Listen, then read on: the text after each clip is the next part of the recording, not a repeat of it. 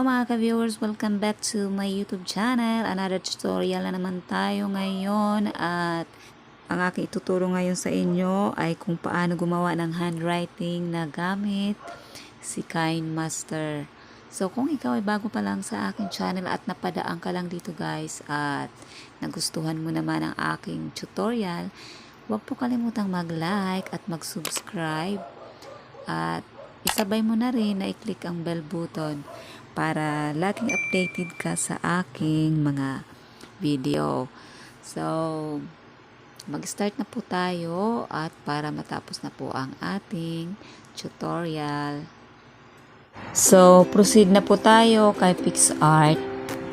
Kapag wala pa kayong PixArt, pwede po kayong mag-download nito sa Play Store.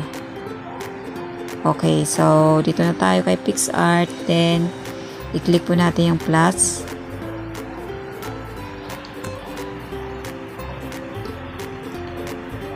Tapos dito po sa pinakababa, hanapin nyo po ang color background. So ito yung color backgrounds. Then, kuha po tayo ng background. So, plain lang po kunin natin.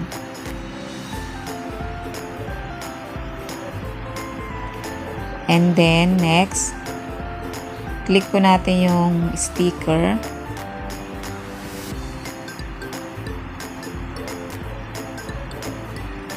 Tapos, dyan po sa taas, hanapin nyo po ang hand pen or i-search nyo po ang hand pen. So, i-type nyo ang hand pen.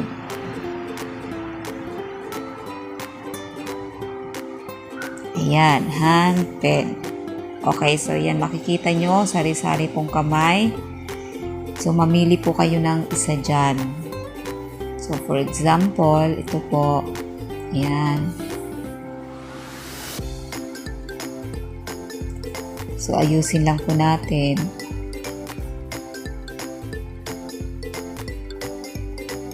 Ayan. So, kapag okay na po, i-click po natin yung check sa taas.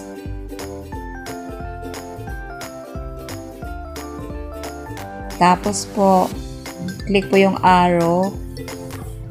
And then, click po yung save. And next, save po ulit.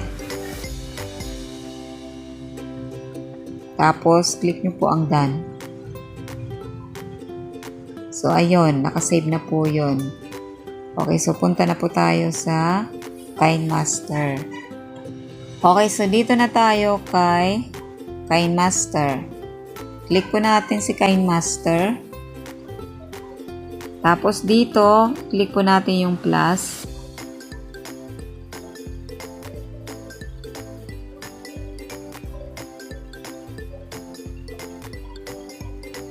And then, click po natin yung 16 by 9.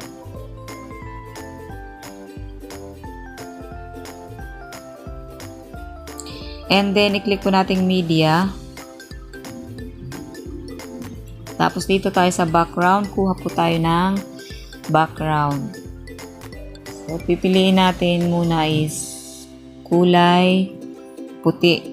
So, depende po sa inyo kung anong kulay ang gusto nyo. Sa akin is color white. Okay, then check. And set lang po natin yan ng mga 15 seconds. So, lagay natin 15 seconds.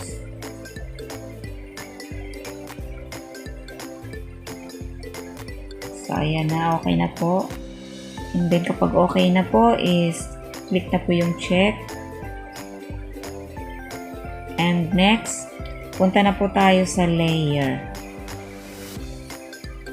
Pagkatapos po, ay click po natin yung text. So, magte-text na po tayo. Okay, so bahala na po kayo kung anong gusto niyo ilagay dyan. So, for example, sa akin ha, example is, welcome to my channel.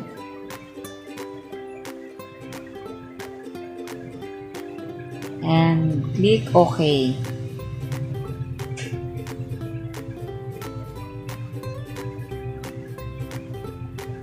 Tapos, palitan po natin siya ng color.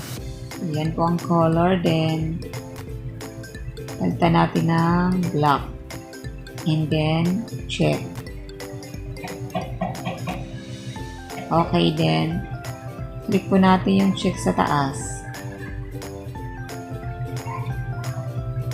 So, click po natin ulit yung welcome to my channel. I-adjust lang po natin. Ayusin lang po natin. Ayan. And then, click na po natin yung check kung okay na.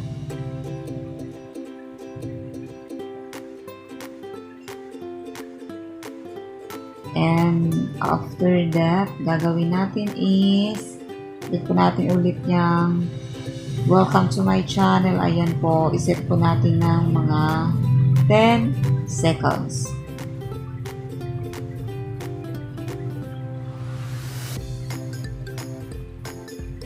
So yan, 10 seconds. Okay. So next, click po natin ulit to. Tapos, palitan po natin ng font. So, dito mamimili po kayo ng font. Okay, so, ayan na po. Okay, click lang po natin dito. Tapos, lagyan po natin ng in animation. So, piliin po natin yung wipe right. So, click po natin yung wipe right. Ayan. So, medyo mabilis po. So, dito, mamimili kayo kung anong number ang ilalagay nyo, kung halimbawa gaano kabilis o kabagal ang gusto nyo. So, pipiliin ko dito is number 3. So, lagay natin number 3. Then, check na po natin. Ayan. Okay. So, play natin saglit. Okay. So, susunod po is punta tayo sa layer. Okay. And then, kunin na natin yung kamay na kinuha natin sa PixArt. Okay, so ito na yung sa PixArt na kinuha natin. So, pwesto lang po natin yung kamay. Okay, then check na po natin.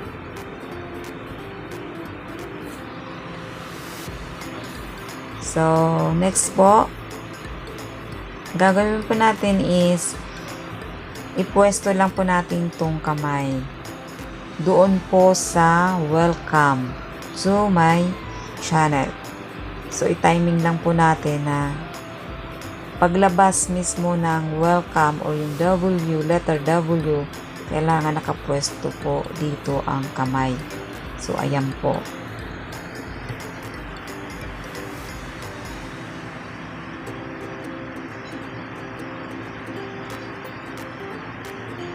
Tapos, iayos lang po natin to. So, kailangan pantay po yan. Okay? Okay, so nakapwesto na po yung kamay. I-click po natin yung key button. And then, dahan-dahan po natin ibaba ang kamay.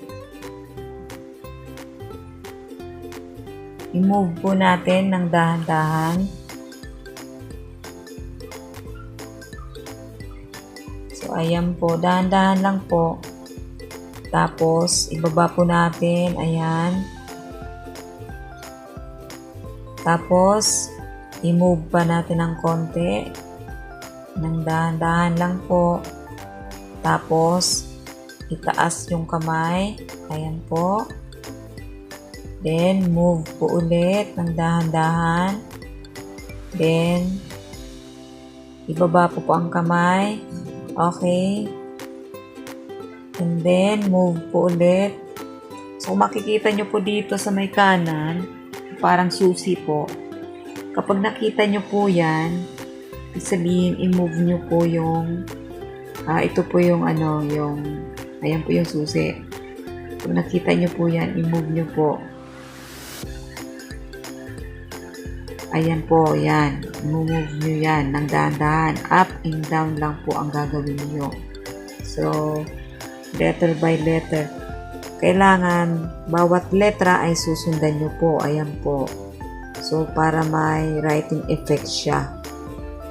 Okay, so i-move lang natin hanggang sa matapos po yung welcome to my channel. So, up and down lang po ang gagawin nyo. So, dahan-dahan lang po. Then, up. Tapos, move. And then, down. Ayan. And move ulit.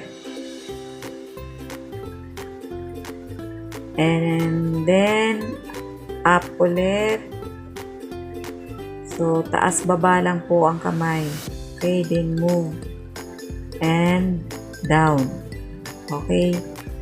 So, up. Yan, itaas po.